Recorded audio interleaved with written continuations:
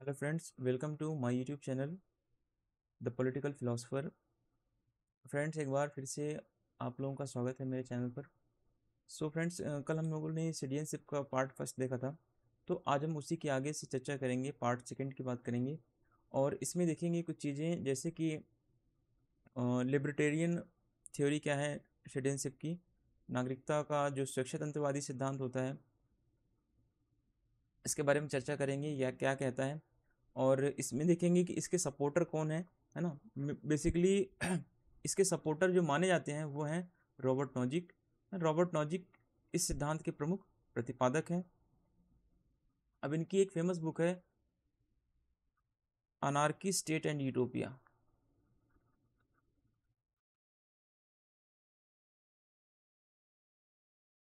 Utopia, ठीक है। ये सब चर्चा हम वहाँ करेंगे जब हम रॉबर्ट नॉजिक को पढ़ेंगे थिंकर के टाइम पे, ठीक है। थिंकर जब हम पढ़ेंगे तो हम रॉबर्ट नॉजिक को पढ़ेंगे वहाँ पे। और अभी यहाँ पे हमें रॉबर्ट नॉजिक की बुक का इतना जानना मेंशन जरूरी नहीं है, ठीक है। अब फिर देखते हैं कि ये सिद्धांत क्या बोलता है। यह जो सिद्धांत है बाजार समाज को अपना आधार और नागरिक समाज का उपयुक्त मॉडल मानती है। ये कह रही कि जो नागरिकता का स्वच्छतंत्रवादी सिद्धांत है ये बाजार समाज को, है ना, मार्केट सोसाइटी को क्या मान रहा है, अपना मॉडल मान रहा है। पहली बात तो ध्यान रखना है, ठीक है। मार्केट सोसाइटी जो इसका मॉडल है। और कह रही है कि मार्केट सोसाइटी में ही नागरिक जीवन क्या बन सकता है, बिल्कुल अच्छा बन सकता है। बाजार नहीं होगा, अर्थव्यवस्था नहीं होगी, तो कोई भी नागरिक अपनी नागरिकता का प्रयोग सही तरीके से नहीं कर सकता है, ठीक है। तो ये इनका मानना है। इसके प्रतिपादक जो है, इसके प्रोपोनेंट जो है वो रॉबर्ट नॉजिक है। और नागरिकता की इस अवधारणा या नागरिकता की, ये कहती है कि नागरिकता की आवश्यकता इसीलिए पड़ती है क्योंकि कुछ आवश्यक वस्तुएं व सेवाएं राज्य ही उपलब्ध करवा सकता है, बाजार नहीं, ठीक है।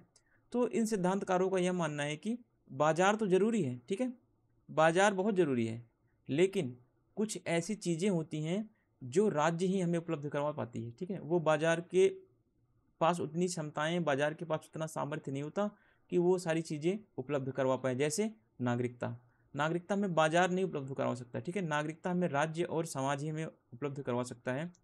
तो स्वच्छतंत्रवादी कहते हैं कि जो नागरिकता की अवधारणा है वो नागरिकता हमें कहाँ से मिलती है, राज्य और समाज से मिलती है, ठीक है, बाजार से नहीं। लेकिन नागरिकता का विकास करने के लिए हमारे पास बाजार और खुला समाज होना ही चाहिए। इस सिद्धांत के अनुसार नागरिकता का अर्थ है सार्वजनिक वस्तुओं का विवेकशील उपभोक्ता। यानी कहने का मतलब है कि जो नागरिकता का स्वच्छतंत्रवादी सिद्धांत कह रहा है कि सार्वजनिक वस्तुएं हैं, अगर सरकारी वस्तु है कोई या पब्लिक कोई गुड्स है, ठीक है, तो इसका उपभोग उपभोग हम कैसे करें, इसका कंज्यूम हम कैसे करें। तो कंज्यूम हम तभी इसको करें जब हम एक विवेकशील व्यक्ति के रूप में हो, ठीक है। यानी कंज्यूम इस तरीके से करें, हम एक विवेकशील उपभोक्ता बने, और कंज्यूम करने का तरीका हमारा ये हो कि यह सब में क्या हो, समान रूप से वितरित हो। ऐसा नहीं कि एक व्यक्ति नागरिक हो जाए दूसरा व्यक्ति नागरिक नहीं। तो कहने का मतलब है कि जो भी राज्य की, सरकार की जो भी वस्तुएं हैं, जो भी संसाधन हैं, उनमें सबका जो है सहभागिता या सबकी पार्टिसिपेटरी बहुत ज़्यादा जरूरी है, ठीक है। तो इसी को रॉबर्ट नॉजिक या स्वच्छतंत्रवादी कह रहे हैं कि नागरिकता का जो सिद्धांत है, ठीक है, नागरिकता जो हमें मिलती है वो राज्य और समाज से ही मिलती है। बाजार के हाथ में नागरिकता प्रोवाइड करना नहीं होता। बाजार और अर्थव्यवस्था हमारी नागरिकता को आगे बढ़ा सकता है, हमारी भौतिक परिस्थितियों को अच्छा कर सकता है, लेकिन कुछ ऐसी परिस्थितियां होती हैं जिनको राज्य ही अच्छा कर सकता है, ठीक है। अब देखिए समुदायवाद और नागरिकता में क्या संबंध है। समुदायवाद क्या कहता है नागरिकता को लेकर के। कुछ समुदायवादी थिंकर्स हैं जैसे कि मैकेंटायर, एमिताई एडजियोनी, माइकल सैंडल, और जैसे समुदायवादी नागरिकता पर अलग ही दृष्टिकोण रखते हैं, ठीक है। तो कहने का मतलब है कि मैकेंटायर, एमिताई एडजियोनी, माइकल सैंडल, ठीक है, ये ऐसे थिंकर, समुदायवादी विचारक हैं जो नागरिकता को लेकर के, ठीक है, जो नागरिकता को लेकर उदारवादी नागरिकता से इनकी मान्यता अलग है, ठीक है। ये उदारवाद से अलग है, उदारवाद से अलग सोच रखते हैं।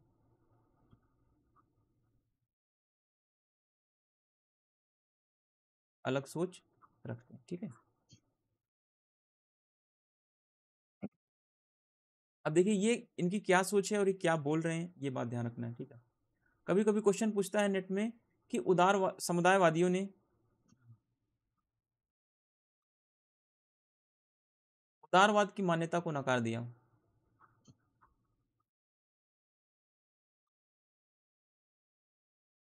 तो ये ऑप्शन क्या है, स्टेटमेंट बिल्कुल करेक्ट है, बिल्कुल सही है। ठीक है, तो समुदायवादियों ने क्या कर दिया, व्यक्ति के जो उदारवाद ने जो व्यक्ति को अणुवादी व्यक्तिवादी माना है उसकी मान्यता को नकार दिया। अब देखिए ये विचारक बोल कह रहे हैं, इन विचारकों का मत है कि सामाजिक बंधनों के टूटने और आधुनिक समाज के टूटते बंधन और आधुनिक समाज में अलगाव के लिए उदारवादी नागरिकता की निष्क्रियता क्या है, जिम्मेदार है। ये कह रहे हैं कि समझने की बात है, आप देखिए एक बार समझिए ध्यान से इसको। पहले जब तक आप समझेंगे नहीं फिर आप चीज़ों को रटेंगे, क्या समाज टूट रहा है, कैसे टूट रहा है, कहाँ से जा रहा है, तो ये सारी चीज़ें आपको पहले समझनी है। ये कह रहे हैं कि जो सामाजिक बंधन टूटता है, क्यों टूटता है पहले ये समझो। टूटता इसीलिए है क्योंकि समुदायवादी कह रहे हैं, उदारवादी की मान्यता है कि व्यक्ति क्या है, समाज से पृथक है, समाज से पृथक अस्तित्व है इसका। ठीक है, जब उदारवादियों ने ये मान्यता व्यक्त कर दी कि जो व्यक्ति है वो एक अणु की भांति है, ठीक है, एक एटम की भांति है, एक एटम के जैसा है, तो इसका मतलब है कि हर एटम्स के पार्टिकल जो होते हैं वो फ्री होते हैं, वो स्वतंत्र होते हैं, उनका दूसरे एटम्स के लेन देना नहीं होता। ठीक है, दूसरे अणुओं से उनका कोई संबंध नहीं होता। तो समुदायवादी यही बोल रहे हैं कि समाज जो टूट रहा है, समाज के बंधन टूट रहे हैं, क्यों टूट रहे हैं, क्योंकि यह टूटने के पीछे उदारवाद की देन है। उदारवाद की कौन सी देन है, कि उदारवादियों ने व्यक्ति को एक अणु की भांति समझ लिया, यही टूटने का इसका रीजन है। दूसरा कह रहे हैं कि आधुनिक समाज के टूटते बंधन, जो आधुनिक समाज जो पहले बंधनों में बंधा था, ठीक है, वो क्या हो रहा है, अब आधुनिक समाज टूट रहा है। क्यों टूट रहा है, क्योंकि जो हॉब्स और लॉक ने स्वत्वमूलक व्यक्तिवाद का सिद्धांत दिया कि राज्य और समाज के लिए व्यक्ति जो है राज्य और समाज का व्यक्ति के ऊपर कोई ऋण नहीं है, व्यक्ति स्वतंत्र है। ठीक है, व्यक्ति एक अणु की भांति है और राज्य और समाज का व्यक्ति किसी भी प्रकार का कोई ऋणी नहीं है। तो इस तरीके से जो कॉन्सेप्ट उदारवादियों ने दिया, जो कॉन्सेप्ट नकारात्मक या शास्त्रीय उदारवादियों ने दिया, उसी के चलते क्या हो रहा है, आज सामाजिक बंधन टूट रहे हैं, उसी के चलते आज आधुनिक समाज टूटने के कगार पर पहुंचा है। ऐसा कौन मान रहा है, ऐसा समुदायवादी मान रहे हैं।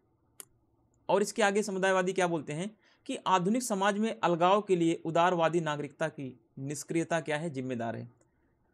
यानी कॉमन शब्दों में कहें कि जो आज सामाजिक बंधन टूट रहे हैं, हर व्यक्ति अलग हो रखा है, ये सब किसकी देन है, उदारवाद की देन है। ठीक है, पहले हम क्या थे, पहले हम समुदाय में रहते थे, पहले हम परिवार में रहते थे, तो परिवार और समुदाय में रह के ही हमारा महत्व बना हुआ था।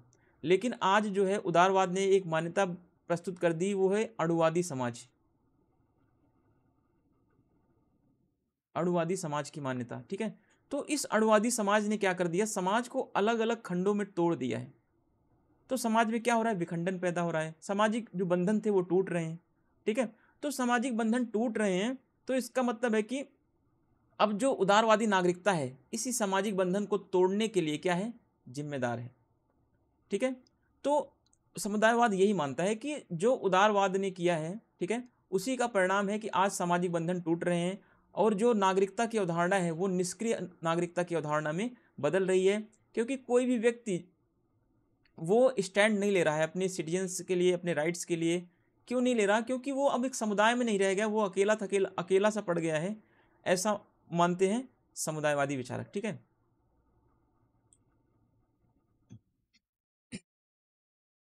अब देखिए नेक्स्ट पॉइंट, ये समुदायवादी गणतंत्रवादी परंपरा से प्रेरणा लेते हैं। जैसे गणतंत्र होता है, गणतंत्र में क्या होती है, पूरा साम्राज्य होता है, ठीक है, इसके सभी क्या होते हैं, नागरिक होते हैं। लेकिन उदारवाद क्या कहता है, उदारवाद कहता है कि राज्य से कोई लेना देना नहीं है हमारा। ठीक है, राज्य ने हमारे लिए कुछ नहीं किया, हमने जो कुछ भी हासिल किया अपनी क्षमता से किया है, तो हम राज्य के ऋणी नहीं है, हमारा स्वतंत्र अस्तित्व है। जबकि वही क्या कह रहे हैं, दूसरी तरफ समुदायवादी विचारक कह रहे हैं व्यक्ति स्वतंत्र अस्तित्व तभी हो सकता है जब वह कहाँ रहे, समुदाय में रहे। समुदाय के बाहर व्यक्ति का जीवन संभव नहीं है। ठीक है, समुदाय के बाहर व्यक्ति का जीवन संभव नहीं है, ये ऐसा मानना है समुदायवादी विचारकों का। अब ये समुदायवादी गणतंत्रवादी से प्रेरणा लेते हुए समुदाय और नागरिकों के कर्तव्य पर क्या करते हैं, ध्यान देते हैं। अब हमारे सामने क्वेश्चन बन के तैयार हो रहा है, मैं आपको दिखाता हूँ क्वेश्चन क्या है।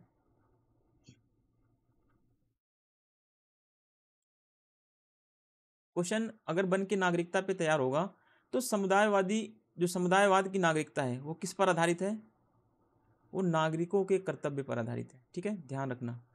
लेकिन वहीं दूसरी तरफ उदारवादियों की नागरिकता कैसी है, उदारवादियों की नागरिकता जो है वो निष्क्रिय नागरिकता है। एक तो पहली बात ये, दूसरी बात उदारवादियों की नागरिकता कर्तव्य पर आधारित न होकर अधिकारों पर आधारित है। ये बात ध्यान रखना, किस पर आधारित है, अधिकारों पर आधारित है। ठीक है, समुदाय में कर्तव्य पर बल दिया जाएगा और उदारवाद में अधिकारों पर बल दिया जाएगा, इतना आप ध्यान रखना। ठीक है, अब नेक्स्ट पॉइंट हमारा है, नेक्स्ट जो अगला सिद्धांत है हमारा, नागरिकता का बहुलवादी सिद्धांत, प्लूरलिस्टिक थ्योरी ऑफ सिटीजनशिप। इसमें जो थिंकर हैं B.S. टर्नर हैं। B.S. टर्नर की एक फेमस बुक है सिटीजनशिप एंड कैपिटलिज्म, नागरिकता और पूंजीवाद। ठीक है, इन्होंने ये बुक लिखी 1986 में। फिर डेविड हेल्ड भी इसी कैटेगरी में आते हैं, इनकी बुक का नाम है political theory and the modern state 1989। ठीक है, इन दोनों ने नागरिकता के ऊपर जो बहुलवादी सिद्धांत है इसको इन्होंने बताया। फिर नागरिकता का विकास एक जटिल व बहुआयामी प्रक्रिया है। ये कह रहे हैं कि नागरिकता का जो विकास होता है वो वन डायमेंशनल में नहीं होता, जैसे कि उदारवादियों ने बता दिया कि समाज का विकास हो रहा है तो क्या होता जाएगा, नागरिकता का विकास। नहीं, नागरिकता के विकास में बहुत सारी चीज़ें जरूरी हैं। ठीक है, तो इन्होंने बताया कि नागरिकता का अगर विकास करना है तो हमें बहुआयामी प्रक्रिया को अपनाना पड़ेगा। ठीक है, हमें ऐसा नहीं कि राज्य का ही केवल विकास कर दें या केवल राजनीतिक संस्थाओं का विकास कर दें तब नागरिकता आ जाएगी, नहीं। हमें अगर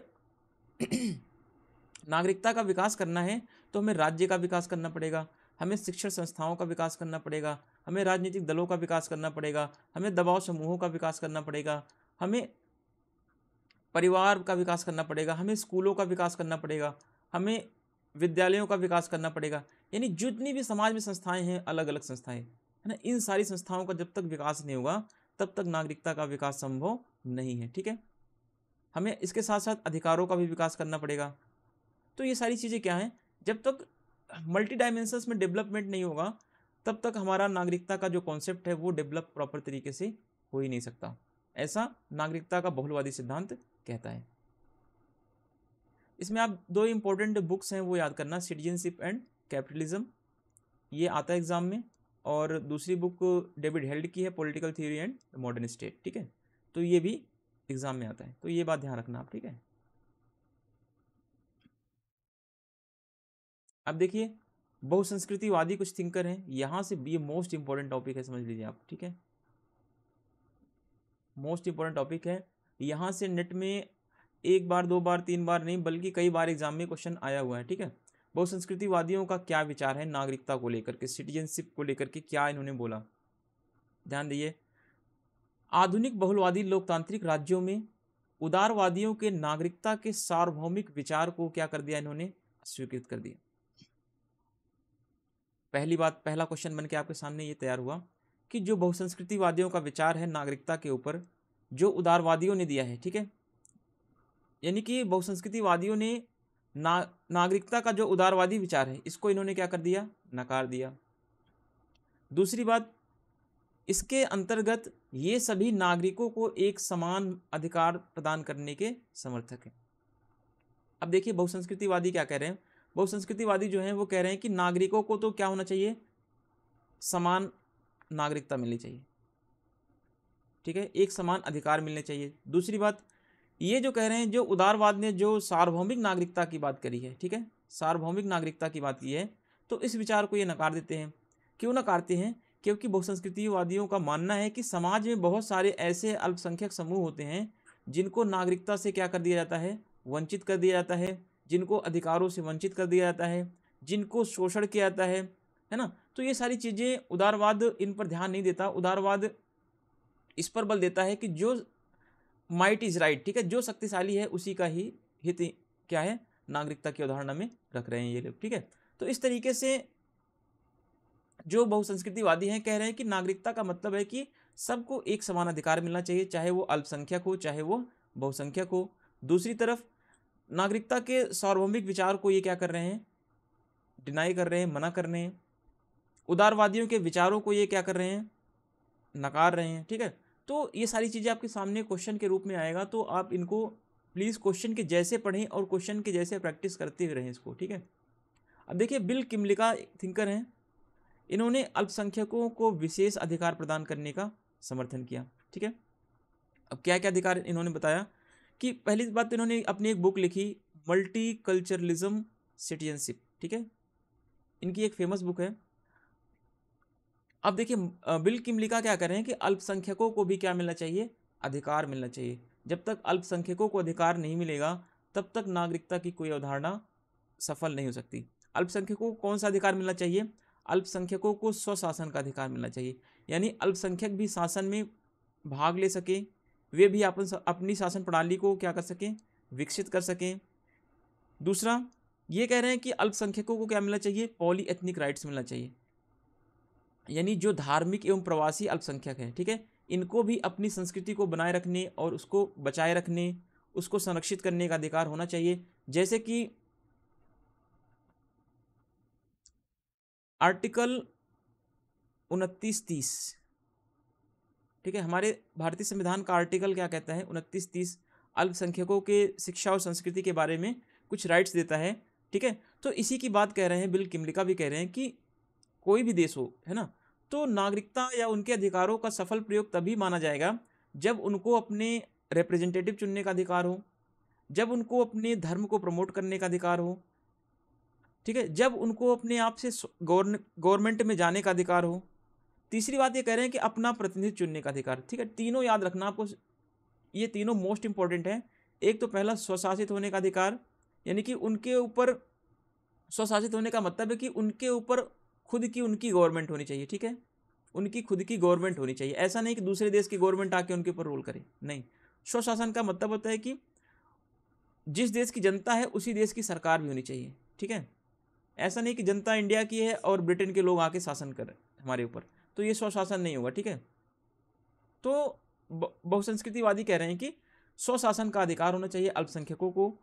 और दूसरी बात ये कह रहे हैं कि अल्पसंख्यकों को अपनी संस्कृति को, अपने धर्म को प्रचार प्रसार करने का अधिकार होना चाहिए। तीसरी बात ये कह रहे हैं कि प्रतिनिधित्व का अधिकार होना चाहिए, यानी कि बहुसंस्कृतिवादी जो हैं वो कह रहे हैं कि जो समाज में अल्पसंख्यक समूह होते हैं उनको भी क्या मिलना चाहिए, उन्हें भी राजनीतिक व्यवस्था में पार्टिसिपेट करने का मौका मिलना चाहिए। पार्टिसिपेशन अच्छा मौका कब मिलेगा इनको, जब आनुपातिक प्रतिनिधित्व की प्रणाली अपनाई जाएगी, ठीक है, या फिर सूची प्रणाली, ठीक है। ये सारी प्रणालियां जब अपनाई जाएगी तो अल्पसंख्यकों को प्रॉपर तरीके में प्रतिनिधित्व का अधिकार मिलना शुरू हो जाएगा। तो इसके लिए तीन चीज़ें आपको मोस्ट इंपॉर्टेंट है बिल किमलिका के अनुसार, है ना। अल्पसंख्यकों को विशेष अधिकार देने की बात की, कौन कौन से अधिकार, स्वशासन का अधिकार। स्वशासन का अधिकार का मतलब है कि उनकी सरकार के द्वारा उनके ऊपर शासन किया जाए, ना कि किसी दूसरी सरकार के द्वारा। दूसरा पॉलीएथनिक अधिकार, पॉलीएथनिक राइट्स, यानी कि इसमें ये आता है कि ये अल्पसंख्यक जो समाज के समूह हैं, चाहे वो धार्मिक समूह हो चाहे वो प्रवासी समूह हो, उनको भी अपनी संस्कृति को बनाए रखने का अधिकार है, अपनी संस्कृति को संरक्षित करने का अधिकार होना चाहिए। तीसरा जो इन्होंने बात किया बिल किमलिका ने कि प्रतिनिधित्व का अधिकार, यानी कि अल्पसंख्यक वर्ग के जितने भी समूह हैं उनको भी अपना रिप्रेजेंटेटिव चुनने का अधिकार होना चाहिए, ठीक है। अब देखते हैं नेक्स्ट हमारा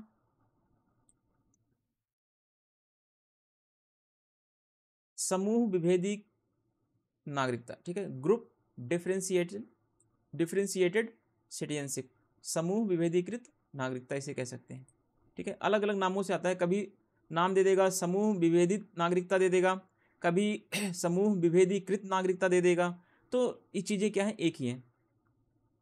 अब इस समूह के मानने वाले विचारक भी बहुसंस्कृतिवादी हैं, ध्यान रखना, ठीक है। जो समूह विभेदीकृत नागरिकता का संबंध है, किससे संबंधित है, ये बहुसंस्कृतिवादियों से संबंधित है। कैसे संबंधित है ये देखिए, समूह विभेदीकृत नागरिकता या विभेदीकृत नागरिकता का अर्थ है कि कुछ निश्चित समूहों के सदस्यों को व्यक्तियों के रूप में नहीं बल्कि उनके समूह के माध्यम से भी समायोजित किया जाना चाहिए।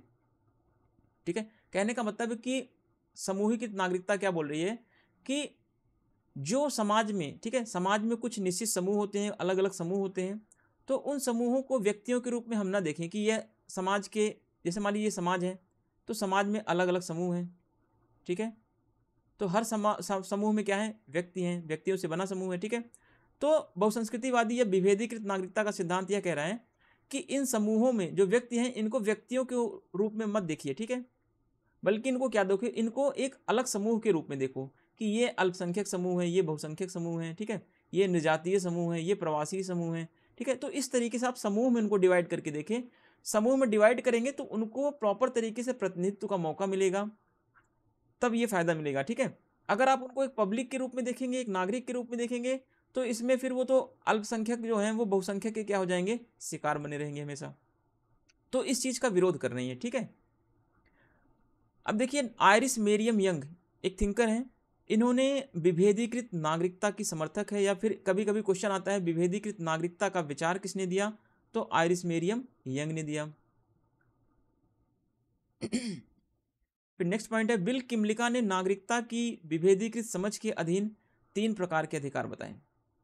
वही ऊपर जो हमने अभी यहाँ पे देखा था, पॉलीएथनिक राइट्स, सेल्फ गवर्नमेंट राइट्स और रिप्रेजेंटेशन का राइट्स, ठीक है। तो यहाँ पे बिल किमलिका ने 3 तरीके के अधिकारों की बात की कि जो नागरिकता होती है, नागरिकों में भी क्या होते हैं, अलग अलग समूहों के नागरिक होते हैं, कोई अल्पसंख्यक समूह का नागरिक है, कोई बहुसंख्यक का है, कोई निजातीय समूह का। तो इस अलग अलग समूहों के जो नागरिक हैं, इन नागरिकों को अधिकार अलग अलग तरीके से मिलना चाहिए। जैसे बहुप्रजातीय अधिकारों पर आधारित समूह होना चाहिए, विशेष प्रतिनिधित्व का अधिकार होना चाहिए, स्वशासन का अधिकार होना चाहिए, ठीक है। अब नेक्स्ट देखिए आयरिस मेरियम यंग ने ऐसे अधिकारों को ही समूह विशिष्ट या समूह विभेदीकृत अधिकार कहती हैं, और इस प्रकार की नागरिकता को विभेदीकृत नागरिकता, डिफरेंशिएटेड सिटीजनशिप के रूप में इन्होंने प्रतिपादित किया। यानी कि आयरिस मेरियम यंग कह रहे हैं कि जैसे मान लीजिए ये हमारा समाज है, ये हमारा देश है, ठीक है, इसमें क्या होते हैं, इसमें अलग अलग समूह बने होते हैं, ठीक है, कोई धार्मिक समूह है, कोई निजातीय समूह है, कोई अल्पसंख्यक समूह है।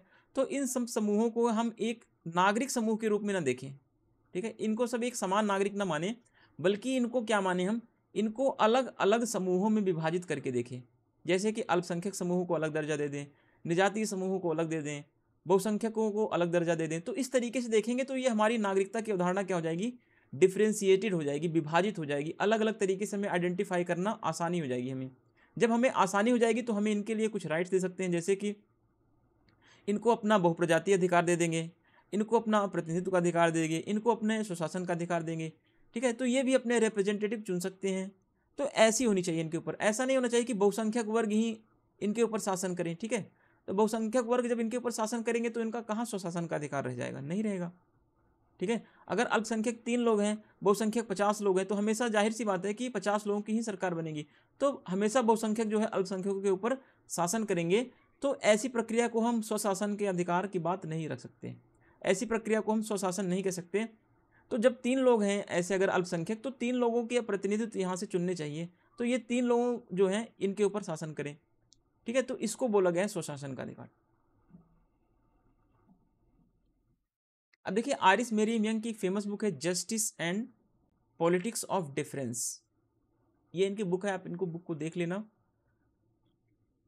अब देखिए नेक्स्ट जो नागरिकता का कॉन्सेप्ट है हमारा, सर्वदेशीय नागरिकता या वैश्वीकृत नागरिकता, या इसी को कॉस्मोपॉलिटन सिटीजनशिप बोलते हैं, ठीक है। इसके महत्वपूर्ण प्रतिपादक जो संपादक हैं, समर्थक हैं, डेविड हिल्ड हैं। अब इसमें होता क्या है, राष्ट्रीय जुड़ाव इस नागरिकता का केंद्रीय सिद्धांत नहीं, बल्कि अब इसका सार्वभौमिक व्यक्तित्व है। देखिए जो सर्वदेशीय नागरिकता, जो वैश्विक नागरिकता की बात है, यह नहीं कह रहा है कि आप किसी देश के नागरिक हो गए तो आपको नागरिकता की अवधारणा पूरी हो गई, ठीक है, ऐसी नहीं। तो ये कह रहा है कि आप अगर सर्वदेशीय नागरिकता को फॉलो कर रहे हैं तभी जो है आप किसी देश के नागरिक माने जाएंगे, ठीक है। इसमें यह माना गया कि अब जो कोई व्यक्ति नागरिक होगा वो पूरे विश्व के नागरिक बन सकता है।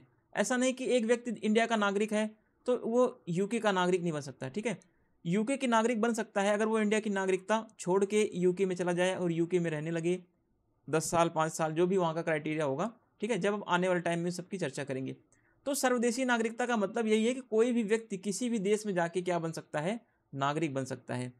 केवल एक ही देश में नागरिक बना रहे तो ये सर्वदेशीय नागरिकता नहीं, बल्कि कोई भी किसी भी देश का नागरिक दूसरे देश में जाके सिटीजनशिप ले सकता है, ठीक है। इसी को सर्वदेशीय नागरिकता का सिद्धांत भी कहा गया है। सर्वदेशीय नागरिकता के बारे में मार्था नस्बम का मत है कि इस नागरिकता का मूल मंत्र है कि प्रत्येक व्यक्ति पूरे विश्व का क्या है, नागरिक है। सही बात है। एक व्यक्ति अमेरिका की नागरिकता ले सकता है, एक व्यक्ति ब्रिटेन का ले सकता है, एक व्यक्ति फ्रांस का ले सकता है, एक व्यक्ति इंडिया का ले सकता है। तो जो एक व्यक्ति किसी भी एक देश का नागरिक जो है वो पूरे देश का नागरिक बन सकता है। और इसका संबंध क्या है, विश्वव्यापी मानवीय समुदाय से, ठीक है।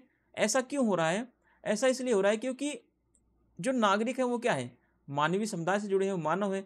तो मानव होने के नाते जब एक देश का नागरिक जो मूल निवासी है वो नागरिक हो सकता है, तो मानव होने के नाते दूसरे देश का नागरिक भी मानव है तो वो भी पूरे विश्व का नागरिक हो सकता है। तो यही कॉन्सेप्ट जो सर्वदेशीय नागरिकता के विचार को प्रदर्शित करता है। अब देखिए प्लूटार्क ने एक अपना लेख लिखा ऑन बैनिसमेंट, ठीक है। इसमें सुकरात को विश्व के नागरिक का दर्जा देता है। विश्व के नागरिक का दर्जा देने का मतलब है सुकरात क्या करता था, भ्रमण करता था, ठीक है। कभी इस देश में रह रहा है, कभी उस देश में रह रहा है, वहाँ पे जाके शिक्षाएं दे रहा है, कभी इस देश की नागरिकता ले रहा है, कभी दूसरे देश की नागरिकता ले रहा है। तो कहने का मतलब है कि जब एक देश का नागरिक पूरे विश्व के देश का नागरिक समझा जाए, पूरे विश्व का नागरिक समझा जाए, तभी जो है वो सार्वभौमिक नागरिकता का सिद्धांत पूरा हो पाएगा, ठीक है। ग्रामसी और अन्य वैश्विक नागरिकता के विरोधी जो विचारक हैं, ठीक है, ग्रामसी ने इस विचार को क्या कर दिया, नकार दिया। और बहुत सारे थिंकर्स हैं जो वैश्विक नागरिकता के विचार का विरोध करते हैं। इनका मत है कि एक अमूर्त मानवता कभी भी एक मूर्त राष्ट्र को स्थानापन्न नहीं कर सकती। ये कह रहे हैं कि जो मानवता की संकल्पना है, ठीक है, ये कभी भी एक राष्ट्र को जो है वो कंक्रीट नहीं बदल कर, ये कभी भी रिप्लेस नहीं कर सकती। राष्ट्रवाद की अवधारणा को कभी भी वैश्विक नागरिकता की अवधारणा रिप्लेस नहीं कर सकती, क्योंकि इनका मानना है कि राष्ट्रवाद क्या है, प्रथम है, ठीक है।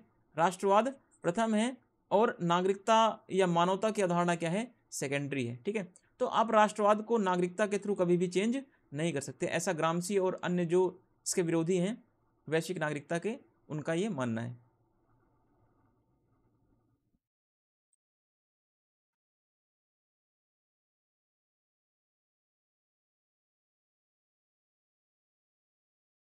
चलिए ये वीडियो हमारा थोड़ा छोटा होने वाला है, आधे घंटे का वीडियो होगा, ठीक है, क्योंकि नागरिकता का टॉपिक ही हमारा उतना बड़ा नहीं है, तो इसमें और भी ज़्यादा चीज़ें पूछता भी नहीं एग्जाम में, जितना मैंने इसमें दे दिया है कंटेंट, इसके बाहर नहीं पूछेगा, ठीक है। बाकी इसके बाहर जो चीज़ें बचेंगी, जब हम इंडियन सिटीजन के बारे में पढ़ेंगे, भारत में नागरिकता कैसे मिलती है, भारत में नागरिकता के क्या क्या प्रावधान हैं, भारत में नागरिकता के कौन कौन से अधिनियम हैं, ठीक है, किस देश में, ब्रिटेन में नागरिकता की अवधारणा कब आई, फ्रांस में कब आई, यूके में कब आई, तो ये सारी चीज़ें कब हम पढ़ेंगे, जब हम नागरिकता का चैप्टर करेंगे वहाँ पे फिर, ठीक है, जब इंडियन कॉन्स्टिट्यूशन हम पढ़ेंगे। फिर नागरिकता पर संकट कैसे आता है, नागरिकता पर संकट ऐसे में भी आता है कि देखिए वैश्वीकरण के इस दौर में अतिथि श्रमिकों, गेस्ट जो वर्कर हैं वो क्या कर रहे हैं, बहुत ज़्यादा आ जा रहे हैं, ठीक है। गेस्ट वर्कर आज देखिए इंडिया के लोग आपको यूएसए में मिलेंगे, इंडिया के लोग आपको यूके में मिलेंगे, इंडिया के लोग आपको खाड़ी देशों में मिलेंगे, इंडिया के लोग आपको ऑस्ट्रेलिया में, स्विट्जरलैंड में, मालदीव, हर जगह पे आपको इंडिया के लोग मिलेंगे, पूरे विश्व में मिलेंगे आपको इंडिया के लोग। ये क्या करते हैं, ये कहीं ना कहीं अतिथि श्रमिक के रूप में जाते हैं, यानी गेस्ट वर्कर के रूप में जाते हैं, ये जॉब के लिए जाते हैं वहाँ पे, ठीक है। तो जॉब कर रहे हैं, इससे क्या हो रहा है, इससे कि होता क्या है कि जो वहाँ के मूल नागरिक हैं, ठीक है, जो अगर मान लीजिए अमेरिका में इंडिया के लोग चले गए, आज कनाडा को ले लीजिए, ठीक है, कनाडा में क्या है, सब ज़्यादा इंडियंस हैं, ठीक है, ज़्यादा इंडियंस हैं। तो आज कनाडा के लोग जो हैं वो उनकी नागरिकता पर क्या उत्पन्न हो चुका है, खतरा उत्पन्न हो चुका है, ठीक है। क्यों, क्योंकि इंडिया के लोग ही जब वहाँ पर ज़्यादा नागरिक हो चुके हैं और वे लोग जो हैं अल्पसंख्यक बन चुके हैं। कनाडा के जो वहाँ के मूल नागरिक थे वो क्या हो चुके हैं, अल्पसंख्यक हो चुके हैं। इस वजह से उनकी नागरिकता पर संकट उत्पन्न हो रहा है। अब देखिए वैश्वीकरण के इस दौर में अतिथि श्रमिकों की संख्या या अवधारणा क्या हो रही, बढ़ावा मिल रहा है, जो इन श्रमिकों के आर्थिक सामाजिक अधिकारों को तो सुनिश्चित करते हैं, किंतु उन्हें राजनीतिक अधिकार प्राप्त नहीं होने के कारण वे नीतियों को बनाने और लागू करने की प्रक्रिया में भाग नहीं ले पाते। इसे नागरिकता के संकट के रूप में संज्ञा दी गई है। यानी कहने का मतलब क्या है कि जो अतिथि श्रमिक आज बढ़ रहे हैं, ठीक है, अतिथि श्रमिकों की संख्या धीरे धीरे बढ़ रही है। इससे क्या हो रहा है, जो इन श्रमिकों के आर्थिक और सामाजिक अधिकार तो सुनिश्चित हो जा रहे हैं, ठीक है। देखिए, जो हमारे श्रमिक जो जा रहे हैं दूसरे देशों में, उनको आर्थिक अधिकार मिल जा रहा है, उनको समाज में रहने का अधिकार मिल जा रहा है, पर उन्हें राजनीतिक अधिकार नहीं मिलता है, ठीक है। जो आप काम करने किसी देश में जाएंगे, अगर आप वहाँ के परमानेंट मेंबर नहीं है, परमानेंट आप सिटीजनशिप आपको नहीं मिली, पीआर नहीं मिला, ठीक है, तो आप वहाँ के नागरिक नहीं माने जाएंगे, ठीक है। इससे क्या होता है कि इससे आप वहाँ की पॉलिसीज़ बनाने में पार्टिसिपेट नहीं कर सकते, आप वहाँ की पॉलिसी मेकिंग प्रक्रिया में पार्टिसिपेट नहीं कर सकते। तो इसी चीज़ को क्या बोला गया है, इसी चीज़ को नागरिकता का संकट बोला गया है। एक तो ये कॉन्सेप्ट हो गया। दूसरा जो डायमेंशंस है, दूसरा डायमेंशंस ये होता है कि अभी जो मैंने आपको दूसरा डायमेंशन ये होता है कि जैसे इंडिया से क्या होते हैं, बहुत सारे लोग पंजाब के साइड से या हिमाचल के साइड से जाके कहाँ बस जाते हैं, कनाडा में, ठीक है, कनाडा में बस गए। कनाडा में जाते तो पहले वो बिजनेस के लिए जाते हैं, ठीक है, व्यापार के लिए जाते हैं, अपना वर्क करने के लिए जाते हैं। पर धीरे धीरे वहाँ पे रह के क्या करते हैं, वो पीआर लेते हैं, परमानेंट रेजिडेंस बन जाते हैं वहाँ के। फिर पीआर के बाद उनको सिटीजनशिप मिल जाती है वहाँ की, ठीक है। सिटीजनशिप मिलते मिलते एक टाइम ऐसा आता है, धीरे धीरे क्या होती है वहाँ पे, और भी गेस्ट वहाँ पे आते रहते हैं। और होता क्या है कि जो वहाँ के मूल निवासी हैं, ठीक है, जो कनाडा के मूल लोग हैं वहाँ पे, वो धीरे धीरे उनकी संख्या कम होने लग जाती है, और दूसरे देशों की संख्या या इंडियंस की संख्या वहाँ पे बढ़ जाती है, जिससे इंडियंस क्या हो जाते हैं, वहाँ पे मेजोरिटी में आ जाते हैं, और जो कनाडा के मूल निवासी थे वो क्या होते हैं, वो माइनॉरिटी में चले जाते हैं, वो अल्पसंख्यक बन जाते हैं। तो एक तो खतरा ये भी होता है, इसी को भी नागरिकता का संकट बोला गया है। दूसरी बात ये होता है कि जैसे आप 2-4 सालों के लिए गए हैं किसी देश में काम करने के लिए, या 5 सालों के लिए काम करने के लिए गए हैं, ठीक है, तो आपको क्या होता है, आपको वहाँ पे सामाजिक अधिकार मिल जाएगा, इकोनॉमिक राइट्स मिल जाएंगे, सोशल राइट्स मिल जाएंगे, पर आपको वहाँ पॉलिटिकल राइट्स नहीं मिलता, ठीक है, क्योंकि आपको वहाँ का नागरिक नहीं माना जाता। इस वजह से आपकी नागरिकता का क्या हो जाता है, इसी प्रक्रिया को क्या बोल दिया गया है कि नागरिकता का ये संकट है, ठीक है। तो आज की जो वीडियो है थोड़ी शॉर्ट में बनी है, आधे घंटे की वीडियो है, ठीक है। तो आप वीडियो को पूरा देखें, ये हमारा नागरिकता का टॉपिक क्लियर हो चुका है। अब इसके बाद हम देखेंगे सिटीजनशिप हो गया हमारा, अब हम अधिकारों की बात करेंगे, ठीक है, या उदारवाद पढ़ेंगे, ठीक है, लिबरलिज्म पढ़ेंगे, उसको देखेंगे हम, और नेक्स्ट वीडियो में देखेंगे। अभी उसकी पीपीटी मैंने बना के रेडी कर लिया है, ठीक है। अब जैसे ही मैं कुछ पीपीटी में भी कुछ कमियां रह गई हैं, इन पीपीटी को मैं सुधार रहा हूँ। जैसे 2-3 दिन में पीपीटी अवेलेबल हो जाएगी, तो मेरे चैनल का नाम है द पॉलिटिकल फिलोसफर के नाम से मेरा चैनल है। तो आप चैनल पे जाके मेरे टेलीग्राम ग्रुप को ज्वाइन कर लें, वहाँ पे आपको पीडीएफ में प्रोवाइड करा दूंगा, ठीक है,